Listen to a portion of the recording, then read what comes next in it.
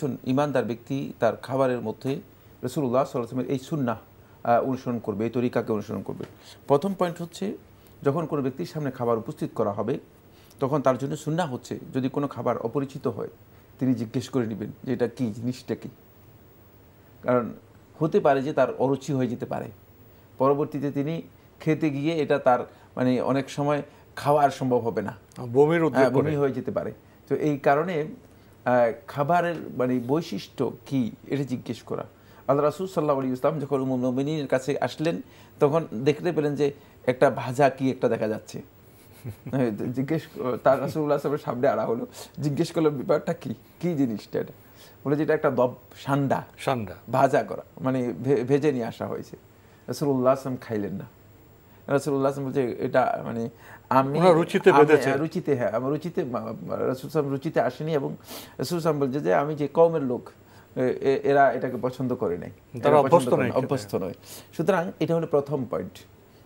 এটা আমাদের সমাজে হয়, অরুচিকর খাবার অনেকে খান, পরবর্তী সময়ে তিনি নিজেই ক্ষতিগ্রস্ত হয়। এটা খাবারের সুন্নাহ হচ্ছে এই জায়গায়। 2 নম্বর পয়েন্ট হচ্ছে যেটা হলো নবী সাল্লাল্লাহু আলাইহি ওয়াসাল্লাম খাবারের কোনো ত্রুটি বা দোষ বর্ণনা করতেন না। মা আবা রাসূলুল্লাহ সাল্লাল্লাহু আলাইহি ওয়াসাল্লাম তাআমান কাত্তু, রাসূলুল্লাহ কখনো কোনো খাবারের ত্রুটি বর্ণনা করতেন না।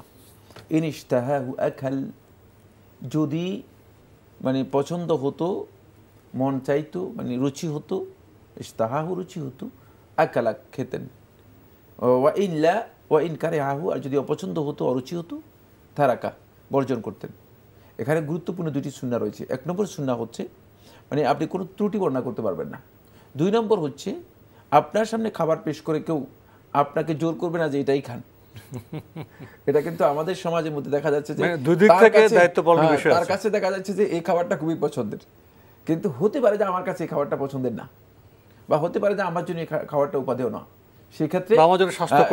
সেক্ষেত্রে উচিত নয় যে জোর করে তাকে এটা খাওয়ার জন্য দেয়া। যেহেতু নবী সাল্লাল্লাহু আলাইহি ওয়াসাল্লাম কিন্তু চুপ থাকতেন, বর্জন করতেন। সুতরাং কোনো ব্যক্তি যদি সেটা খাবার বর্জন করে তাহলে তাকে সেভাবেই ছেড়ে দেওয়া উচিত।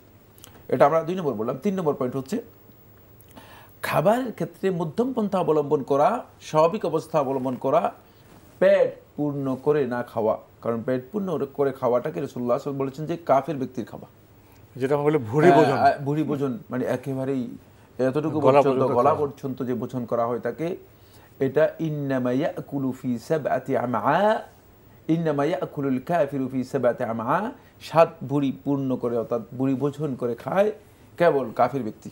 কাফির ব্যক্তির খাবারের লক্ষণ হচ্ছে এমন। সুতরাং ঈমানদার ব্যক্তিগণ এভাবে খাবে না।